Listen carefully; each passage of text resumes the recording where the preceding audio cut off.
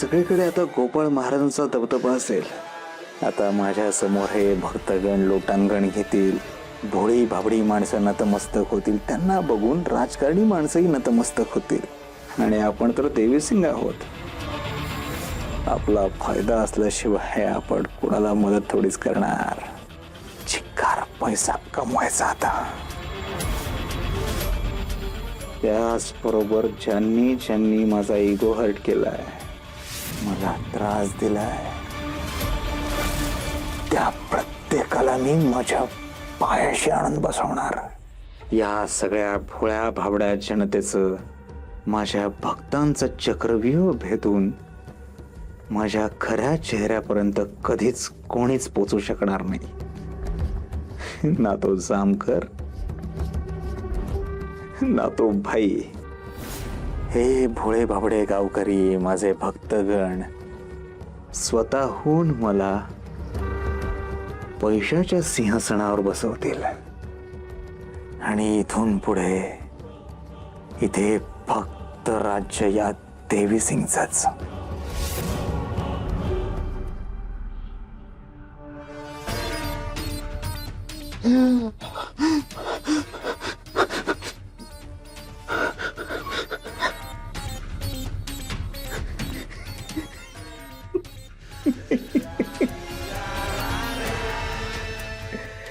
हे भारी सुचलंय तुला, भारीच सुचलंय.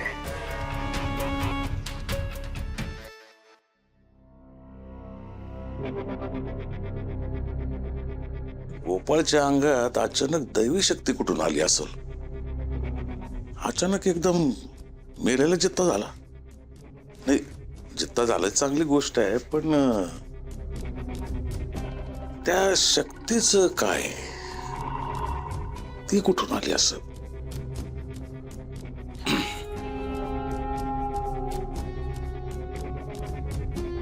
काय हो, कसला विचार करताय तुम्ही? तोच विचार करताय ना जो मी विचार करते. काय झालं असेल अचानक एकदम असं आपला गोपाळ वेगळा का वागतोय? असं काय झालं असेल? मला काय माहिती, पण काय वांगळ वागत नाही ना, मग झालं. हे बघा, माझं आईचं मन आहे हो.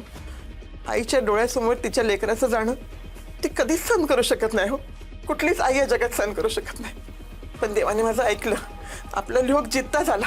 हो, फक्त मला एकच काळजी लागून राहिली हो, तो असं बुवा बाबागत का वागतोय?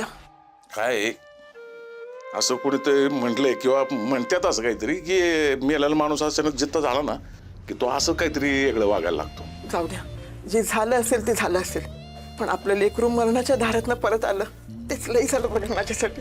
देवाचं लई आभार. अगं नुसता जित्ता नाही झाला तो, त्याने ऋतिक हौसाला गावातल्या समध्या पोरानं भर करून टाकलं.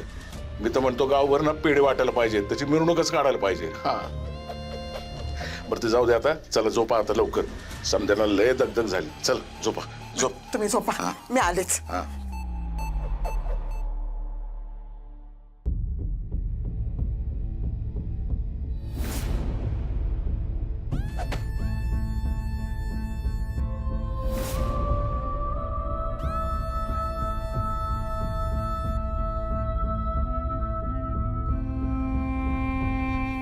तुला काय वाटतं ग, जे काय झालं तो नक्की काय प्रकार होता? कशाबद्दल म्हणतेस तू? म्हणजे डॉक्टर मरून जिवंत झालं त्याबद्दल की त्या चमत्काराबद्दल? दोन्ही बद्दल.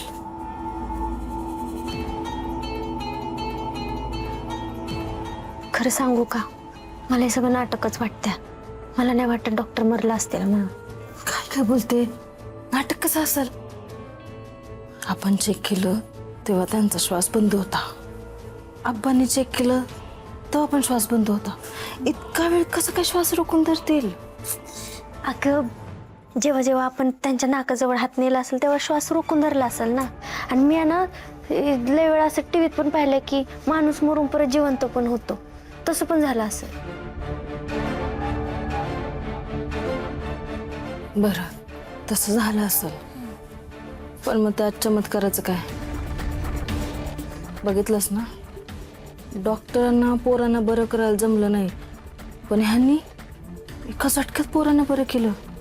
ह्याला काय म्हणशील? खरं आहे हिचं, पण आता तरी मला डॉक्टरांचीच बाजू घ्यावी लागणार आहे.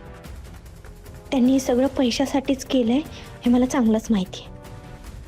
आता त्यातलं मला किती पैसे मिळणार आहे हे मात्र मला बघावं लागेल. काहीच नाही.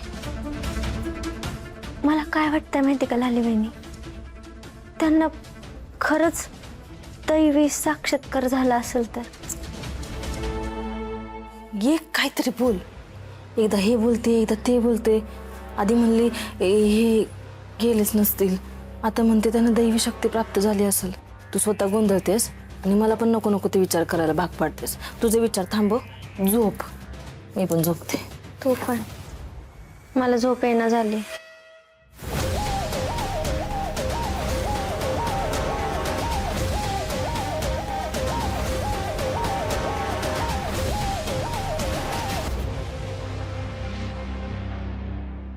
हे सगळं काय चाललंय मला काहीच कळना झालंय. एका दिवसात किती काय काय घडलंय.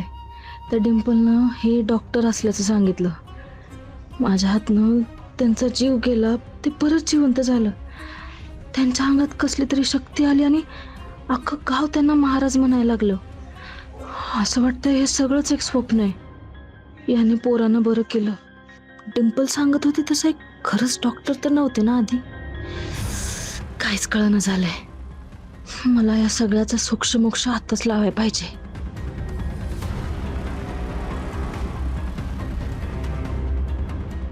काय करू?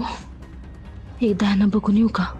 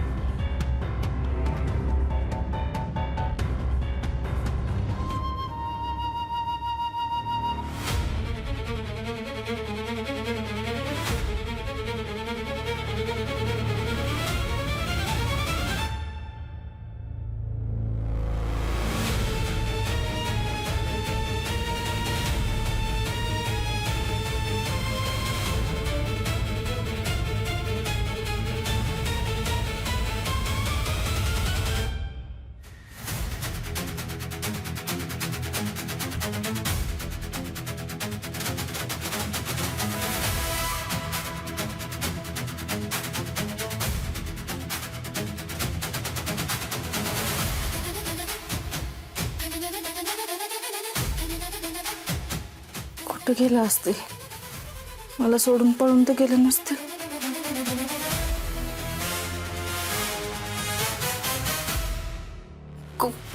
कोण आहे तिकडं? मी आहे डिंपल. तुझं वेळ लागलाय का? माझा जीव घशात आला होता. काय झालं? काय झालं म्हणजे डॉक्टर खोलीत नाहीत ना. डॉक्टर नाहीयेत, माझा नवरा आहे गोपाळ, ते खोलीत नाहीयेत. जीव गेला तरी माझा नवराच म्हणायचा आहे तुला. बर कुठे आहेत ते? हिथं नाहीये. मी शोधते. माग गेले असतील. चल बघूयात. चल. हे ते बघ काय काय चमकतंय ते? चल चल.